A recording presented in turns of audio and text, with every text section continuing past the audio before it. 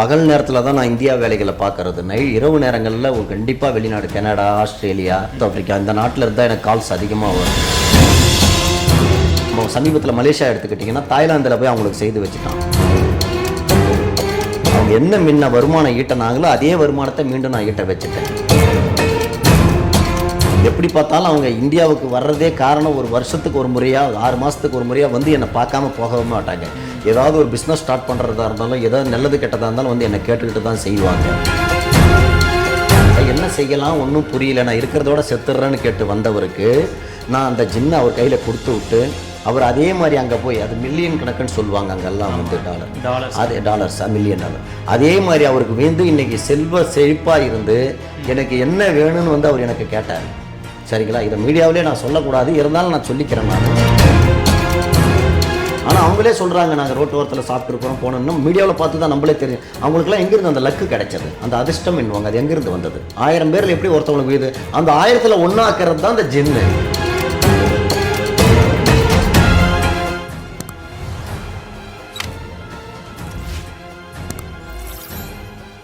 Sir, இப்போ ஜின் பற்றி நம்ம நிறைய விஷயங்கள் பேசியிருக்கிறோம். இப்போ வந்துட்டு இந்த வெளிநாடுகளுக்கு எல்லாமே வந்துட்டு ஜின்கள் வந்து போகுதா அப்படின்ற ஒரு கேள்விகள் இருக்குது. அப்படி வெளிநாடுகளுக்கெல்லாம் போக முடியுமா ஜின்களால்? நீங்கள் உங்களால் அதை பகல் நேரத்தில் தான் நான் இந்தியா வேலைகளை பார்க்கறது. இரவு நேரங்களில் கண்டிப்பாக வெளிநாடு, கனடா, ஆஸ்திரேலியா, அமெரிக்கா, இந்த வெளிநாடுகள், ஆஃப்ரிக்கா, சவுத் ஆஃப்ரிக்கா இந்த நாட்டில் இருந்தால் எனக்கு கால்ஸ் அதிகமாக வரும். யூகே, லண்டன் எல்லா நாட்டில் இருந்து வரும். என்னென்ன காரணம்னு கேட்டிங்கன்னா, இங்கே இருக்கிற பிரச்சனைகளை விட அங்கே தான் இன்னும் அதிகமான பிரச்சனைகள் வெளிநாடுகளில். இங்கே இருக்கிற மாதிரியே தான் ஒருத்தவங்க கஷ்டப்பட்டு அங்கே போய் ஒரு தொழில் பண்ணுவாங்க. அவன் என்ன பண்ணுவாங்க, நாட்டில் ஒருத்தவன் இவன் என்னடா எங்கேருந்து வந்து பொழைக்க வந்தவன், இவனை நம்ம விடக்கூடாது அப்படின்னுட்டு அவன் ஏதாவது ட்ரபுள் கொடுப்பான். ட்ரபுள் கொடுத்து இவங்களை இப்போ நம்ம சமீபத்தில் மலேசியா எடுத்துக்கிட்டிங்கன்னா தாய்லாந்தில் போய் அவங்களுக்கு செய்து வச்சுட்டான். நல்லா ஓஹோன்னு ஓடிட்டு இருக்கிறது. ஒரு நாளைக்கு 10,000 வெள்ளி, 20,000 வெள்ளி, 30,000 வெள்ளி சம்பாரித்த ஒரு கடையை ஒரு 5 வெள்ளி 10 வெள்ளி கூட ஓடாத பண்ணிட்டாங்க. அவங்க குடும்பத்தோடு இங்கே என்ன பார்க்க வந்திருந்தாங்க. நம்ம தமிழ்நாட்டுக்காரங்க தான், தஞ்சாவூருக்காரங்க, அவங்க மலேசியாவில் இருக்கிறாங்க. வந்து பார்த்ததுக்கு கடைசி நேரம் எல்லாமே இழந்துட்டாங்க, ஒன்றுமே இல்லை, சுத்தமாக விளிம்பின் அடிமட்டத்தில் நிற்கிறாங்க. மீண்டும் நான் என்ன பண்ணேன், அதுக்கு உண்டானது என்னென்னு பார்த்து அவங்க தாய்லாந்தில் போய் செய்திருக்கிறான் அந்த மலேசியாக்காரன். நம்ம நாட்டாரில் இங்கேருந்து வெளியே இவங்க ஏன் வெளியே வந்து பிழைக்கிறாங்கன்னுட்டு அதை சரி பண்ணி கொடுத்து அந்த ஜின்னை கொடுத்து மீண்டும் நான் அவங்கள கொண்டு வந்து அந்த கடையை திரும்ப அதே மாதிரி எடுத்து அவங்க என்ன முன்ன வருமானம் ஈட்டினாங்களோ அதே வருமானத்தை மீண்டும் நான் ஈட்ட வச்சுட்டேன். அடுத்தது சிங்கப்பூரில் ஒருத்தவங்க நம்ம தமிழர் தான் டிரான்ஸ்போர்ட் வச்சு நடத்துகிறாங்க, லாரி அது இதுன்னு நிறைய வைக்கப்பட்ட பிஸ்னஸ்ஸு. என்ன பண்ணானுங்க, அவங்கயும் அதே மாதிரி தான் இதே சூனிய வெப்பை வச்சு அந்த நாட்டிலையும் அதை என்னென்ன பண்ணணுமோ பண்ணி ஜின் மூலயமா இங்கேருந்து சரி பண்ணி அவங்களுக்கு தேவையானதெல்லாம் செய்து விட்டேன். இன்றைக்கி அந்த குடும்பமே செழிப்பாக இருக்கும். எப்படி பார்த்தாலும் அவங்க இந்தியாவுக்கு வர்றதே காரணம் ஒரு வருஷத்துக்கு ஒரு முறையாக 6 மாதத்துக்கு ஒரு முறையாக வந்து என்னை பார்க்காம போகவே மாட்டாங்க. ஏதாவது ஒரு பிஸ்னஸ் ஸ்டார்ட் பண்ணுறதா இருந்தாலும் ஏதாவது நல்லது கெட்டதாக இருந்தாலும் வந்து என்னை கேட்டுக்கிட்டு தான் செய்வாங்க. அந்த அளவுக்கு எல்லாம் லைவில் எனக்கு வீடியோ காலில் வீக்லி 1 டே விடவே மாட்டாங்க. நான் வேலையிலேருந்து ஃபோன் எடுக்கலனா கூட ஃபோன் எடுக்க சொல்லி என்னை வீக்டே பார்த்து ஏதாவது தேவையான சஜஷன் அவங்க கேட்டுக்கிட்டு அப்புறம் தான் அதை முடிவு எடுப்பாங்க. இதே மாதிரி பார்த்தீங்கன்னாக்கா கனடா நாட்டில் ஒருத்தவர் ஒன்றுமே படிப்பறிவு இல்லாதவர் இங்கேருந்து வெளிநாட்டுக்கு போய் எல்லாத்தையும் உற்பத்தி பண்ணார். யாரோ மூலயமா கூப்பிட்டு போனாங்க. அங்கே போய் கஷ்டப்பட்டு வீடு வாசல் சொத்து சுகம் காரணம் ஏதோ சம்பாரிச்சார். மகன் குடிச்சிட்டு இப்போ இங்கேருந்து போன மருமகளும் கூட சேர்ந்து குடிச்சு, அந்த நாட்டு கலாச்சாரத்துக்கு அது ஒன்று தானே. அப்படின்ற பட்சத்தில் எல்லாத்தையுமே எல்லாமே சுத்தமாக ஒழிச்சிட்டாங்க. சுத்தமாக ஒழிச்சிட்டு சும்மா நடு ரோட்டுக்கு வந்துட்டார். சென்னையை சேர்ந்தவர் தான் அவர். அப்படின்னாக்கா இப்போ அந்த நாட்டிலலாம் வந்து லோட்டோன்னுவாங்க, லாட்ரின்றதான் நிறைய அந்த பக்கம் ஒரு அதிர்ஷ்டத்துக்காக. என்கிட்ட வந்து என்னை பார்த்து இனிமேல் அவருக்கு சம்பாதிக்க வயசும் கிடையாது, இருக்கிற கடன் பிரச்சனையும் தீர்க்கவும் முடியாது. அப்படின்ற பட்சத்தில் என்ன செய்யலாம் ஒன்றும் புரியல, நான் இருக்கிறதோட செத்துடுறேன்னு கேட்டு வந்தவருக்கு நான் அந்த ஜின்னை அவர் கையில் கொடுத்து விட்டு அவர் அதே மாதிரி அங்கே போய், அது மில்லியன் கணக்குன்னு சொல்லுவாங்க அங்கெல்லாம் வந்து டாலர்ஸ் மில்லியன் டாலர். அதே மாதிரி அவருக்கு வந்து இன்னைக்கு செல்வ செழிப்பாக இருந்து எனக்கு என்ன வேணும்னு வந்து அவர் எனக்கு கேட்டார். சரிங்களா, இதை மீடியாவிலே நான் சொல்லக்கூடாது, இருந்தாலும் நான் சொல்லிக்கிறேன். நான் எல்லாம் எனக்கு தேவையான கார் எல்லாமே வாங்கி கொடுக்கறதுக்கு அவர் முன் வந்தார். எனக்கு எதுவும் வேண்டான்னும் போது சொல்லக்கூடாத ஒன்று எனக்கு உண்டானது ஒரு சிலதை அவர் செய்துட்டு போனார். சரிங்களா, அந்த மாதிரி வந்து நிறைய பேருக்கு ஜின் நிறைய செய்து கொடுக்கும். நான் வந்து யாருக்கும் எதிர்பார்த்து செய்கிறது கிடையாது, அந்த வேலைக்கு உண்டானது தான் நான் செய்கிறது. ஆனால் அவங்களாம் மேற்படி வர காரணங்கள் என்னென்னு கேட்டிங்கன்னா, அந்த ஜின் செய்கிற நன்மை எனக்கு அது பலனை கொடுக்கும். ஓகே, சரிங்க சார். இப்போ வந்துட்டு வெளிநாடுகளில் வந்துட்டு இங்கேருந்து போனவங்க தான் எல்லாருமே வந்து உங்ககிட்ட கேட்டாங்கன்னு சொன்னீங்க. அப்படி இல்லாம அவங்க சொல்லி அந்த நாட்டுக்காரங்க யாராவது நிறைய சார் மலேசியா இங்க இருந்து போனவங்கன்னு இல்லை சார் அவங்க கூட. இப்போ அவங்க 3 தலைமுறைக்கு முன்ன போனவங்க தான் மலேசியா சிங்கப்பூருக்கு எடுத்தீங்கன்னா அவங்க அந்த நாட்டு சிட்டிசன் தான். கனடா நாட்டிலையும் சரி எல்லாமே சரி. அந்த நாட்டுக்காரங்களும் எவ்வளோ பேர் வந்து செய்திருக்கிறாங்க. அவங்க நம்ம இந்தியர்கள் நம்ம தமிழ் பேசுகிறவங்க மூலயமா அவங்க கேட்டு தெரிஞ்சுக்கிட்டு வெளிநாட்டுக்காரங்களுக்கு எவ்வளோ பேருக்கு நான் செய்திருக்கிறேன். அதை வந்து அவங்களுக்குன்றது கிடையாது. இப்போ அமெரிக்காவில் கூட சமீபத்தில் தமிழ்நாட்டிலேருந்து போனவர் அவங்க வேலை செய்கிற ஒரு ஓனருக்கு அவங்க ப்ராப்ளம் பண்ணிட்டு அவங்க மூலயமாவும் இங்கே செய்திருக்கிறாங்க. உலகம் முழுக்க நானே கேள்விப்படாத பேர் புரணே அது பேர் கூட எனக்கு புரணே அது உக்ரைன்லாம் தெரியும் புரணே. அப்புறமேட்டு வந்து வெஸ்ட் ஆஃப்ரிக்கா பக்கத்தில் ஒரு ஊர் நிறைய நான் கண்ட்ரிகளில் நானே அப்படிதான் ஆச்சரியமாக கேட்பேன் எங்கேருந்து பார்த்தீங்க அப்படின்ட்டு. பல நாடுகள் ஒரு நாடு ஒரு 2 நாடு இல்லை பல நாடுகள்ல இருந்து வருவாங்க செய்வாங்க.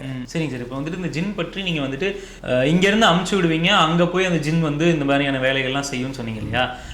எப்படி வந்து அந்த ஜின் அந்த வேலைகளை செய்யும் அப்படின்ற ஒரு கேள்வி இருக்குது. ஏன்னா ஒரு ஜின் வந்து உதவி செய்யுது அப்படின்னா அதற்கான ஒரு விஷயம் இருக்கும் இல்லையா? இப்படி செஞ்சால் இந்த வேலை வந்துட்டு இப்படி சரியாகும் அப்படின்ற ஒரு. இப்போ உங்கள் பேர் என்ன? என் பேர் சங்கர். உங்க அம்மா பேர் என்னன்னு கேட்பேன். நீங்க வீட்டுக்கு எத்தினாது பையன்னு கேட்பேன். உங்க குலம் என்னன்னு கேட்பேன். புரியுதுங்களா? உங்க குலதெய்வம் எல்லாமே நான் கேட்டு தெரிஞ்சுக்குவேன். கேட்டு தெரிஞ்சுதான் ஜின் கிட்ட வழிபட முடியும். இப்போ சங்கர்னா பல சங்கர் இருக்கிறாங்க. இப்போ உங்க அம்மா பேர் என்ன சொன்னீங்க? ராணி. அதே ராணியோட புள்ள சங்கர்னா 2 பேர்ல எல்லாருமே இருக்கலாம். அதே நான் வீட்டுக்கு எத்தினாது பிறப்புன்னு கேட்பேன்.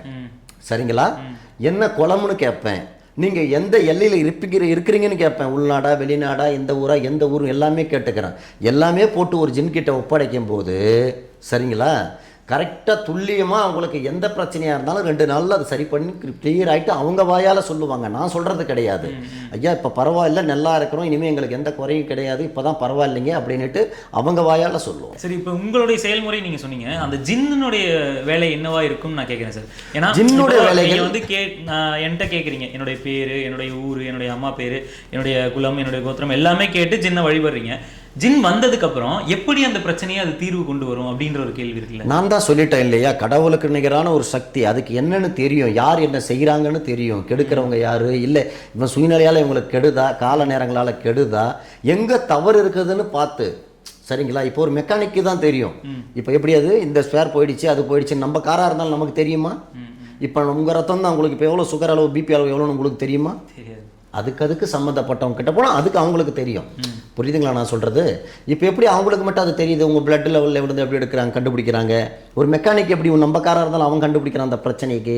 அதே மாதிரி தான் நம்ம ஜின்கிட்ட ஒப்படைக்கும் போது அவங்களுக்கு என்ன பிரச்சனையோ அதை கண்டறிஞ்சு எதனால் வந்தது, ஏன் வந்தது, இந்த குடும்பத்துக்கு யாரால் பிரச்சனை எல்லாம் கண்டறிஞ்சு அதை கிளியர் பண்ணி விட்டுடும்.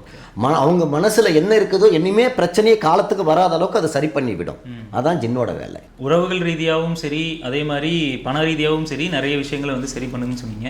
இப்போ வந்து பண வரவு அப்படின்ற ஒரு விஷயம் இருக்கு இல்லையா சார்? அந்த பண வரவுக்கு வந்துட்டு என்ன மாதிரியான விஷயங்கள்? இப்போ லாட்ரி டிக்கெட் வந்துட்டு இருக்கு. இந்த லாட்ரி டிக்கெட்டையும் அவங்க ஜின் கிட்ட நம்மளால வந்துட்டு அது கேட்க முடியுமா சார்? இன்னைக்கு நான் காலகட்டத்துக்கு ஒன்று சொல்கிறேன்.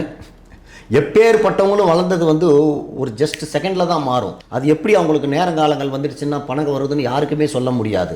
பெரிய பெரிய ஆக்டர்ஸ்லேருந்து பெரிய பெரிய அரசியல்வாதிகளில் இருந்து யாராவது ஒருத்தவங்க, நிறைய பேர் இல்லை 100-10 பேர் உழைச்சி படிப்படியாக வளர்ந்துருக்கலாம். ஆனால் 90% பேர் திடீர்னு ஒரு செகண்டில் வளர்ந்துட்டு இருப்பாங்க. அது எப்படின்னு அவங்களுக்கே தெரியாது வளர்ந்தது. அந்த நேரங்கள் தான் கொண்டாடணும். அந்த நேரங்கள் கொண்டாந்தீங்கன்னா திடீர்னு ஒரு எம்எல்ஏ பதவி, திடீர்னு ஒரு மந்திரி பதவி. அவங்க முன்னாடி பார்த்தீங்கன்னா என்ன இருக்கும் அவங்க ஃப்யூச்சரில், முன்னாடி காலத்தில் போய் பாருங்கள் என்ன வேலை செய்திருப்பாங்க, கூலி வேலை செய்திருப்பாங்க, ஒரு வீடு கூட இல்லாமல் இருந்திருப்பாங்க. நிறைய பேர் கஷ்டப்பட்டுருக்குறாங்க. நிறைய பேர் இன்றைக்கி அவங்களே மீடியாவில் சொல்கிறாங்க. இன்றைக்கி நடிக்க வரவங்க இன்றைக்கி பல இடத்துல பங்களா இருக்குது, வசதியான வாழ்க்கை இருக்குது, எல்லாம் இருக்குது. ஆனால் அவங்களே சொல்கிறாங்க நாங்கள் ரோட்டு ஓரத்தில் சாப்பிட்ருக்குறோம் போனோம்னா மீடியாவில் பார்த்து தான் நம்மளே தெரியும். அவங்களுக்குலாம் எங்கேருந்து அந்த லக்கு கிடைச்சது, அந்த அதிர்ஷ்டம் என்னவாங்க, அது எங்கேருந்து வந்தது? அந்த மாதிரி தான் ஜின்னும். அவங்க கூட யாரை வணங்கி அதை கூட வழிபடுறாங்களோ அந்த லக்கு அவங்களுக்கு கிடைக்கும். புரியுதுங்களா? இப்போ 100 பேரில் ஒரு லாட்ரி எப்படி ஒருத்தவனுக்கு விழுது, 1000 பேரில் எப்படி ஒருத்தவங்களுக்கு விழுது, அந்த 1000ல் ஒன்றாக்கிறது தான் அந்த ஜின்னு. நம்பி வர்றவங்களுக்கு கை கொடுத்து காப்பாற்றுது. இப்போ எந்த ஒரு சக்தியும் இல்லாமல் பொழுது போகலை, பொழுது வெடியில. புரியுதுங்களா? விஞ்ஞானத்தில் எல்லாமே கண்டுபிடிச்சிட்டாங்க. அது எங்கே சூரியன் மறையுது, உதயிறது, சுற்றுறது, போகிறது எதை ஒன்றாலும் சொல்லலாம். இயற்கையை மாற்ற முடியுதா? இப்போது இந்த நாளில் இந்த மழை வரும்னா மரெக்டாக வருது. அது எங்கேருந்து வருது? செயற்கையால் அது ஏதாவது பண்ண முடியுமா? முடியாது. சரிங்களா? அதே மாதிரி தான் ஒரு சக்தி நம்மளை ஆட்டி படைக்கிற ஒரு சக்தி இருக்குது. ஆனால் நல்லதை கெட்டதை உடனுக்குடனே தீர்வுக்கு தரக்கூடியது ஜின் கண்டிப்பாக தரும். இன்னொரு கேள்வி எனக்கு என்ன வருது அப்படின்னா, இந்த கை கால் இழந்தவங்க இருப்பாங்க இல்லையா, கை போயிடுச்சு திருப்பி அதை ஒட்ட வைக்கவே முடியாதுன்னு டாக்டர்ஸும் கை விட்டுருவாங்க, அந்த மாதிரிலாம் இருக்காங்க இல்லையா, ஸோ அதையும் ஜின்களால் குணப்படுத்த முடியுமான்ற கேள்வி எல்லாருக்குமே இருக்கு. அப்படி கிடையாதுப்பா. நம்ம ஒரு கையே போயிடுச்சுன்னாக்கா அவனுக்கு நம்ம கையை ஜின்னு கை கொடுக்க முடியாது, எதனாலையும் கொடுக்க முடியாது. ஆனால் அவனுக்கு உண்டான வாழ்வாதாரத்தை கண்டிப்பாக நான் கொடுக்க முடியும். இப்போது ஒரு கை இல்லாதவன் எந்த வேலையும் செய்ய முடியாது, எதுவுமே இருக்காது. ஆனால் அவனை நான் வாழ்க்கையில் ஒரு முக்கியமான இடத்துக்கு நான் கொண்டாட வைக்க முடியும்.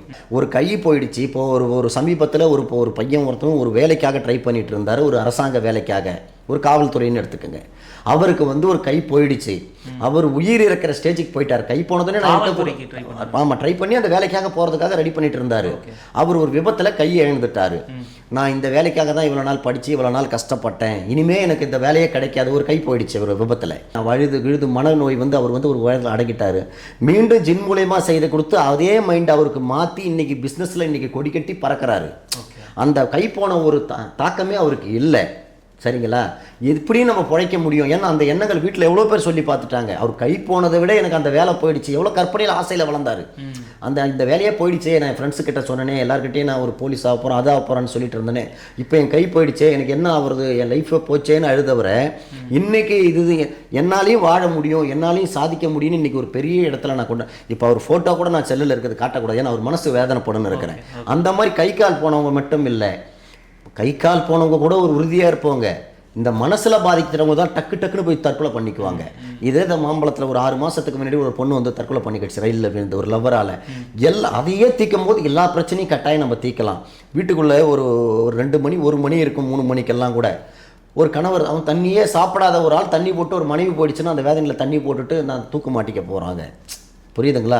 அவங்களெல்லாம் காப்பாற்றுறது தான் முதல்ல முக்கியத்துவமான வேலை. ஏன்னா ஒரு உயிரை காப்பாற்றுறது தான், இதை விட உலகத்தில் எதுவும் சிறந்தது எதுவுமே கிடையாது. நிறைய விஷயங்கள் ஜின்களை பற்றியும் சொன்னீங்க, உங்களுடைய அனுபவங்கள் பற்றியும் சொன்னீங்க. மக்களுக்கு இது மூலயமா நிறைய விஷயங்கள் தெரிய வந்திருக்கும்னு நினைக்கிறேன். ஸோ உங்களுடைய நேரங்களை எங்களுக்காக ஒதுக்குனதுக்கு மிக்க நன்றி சார். நன்றி.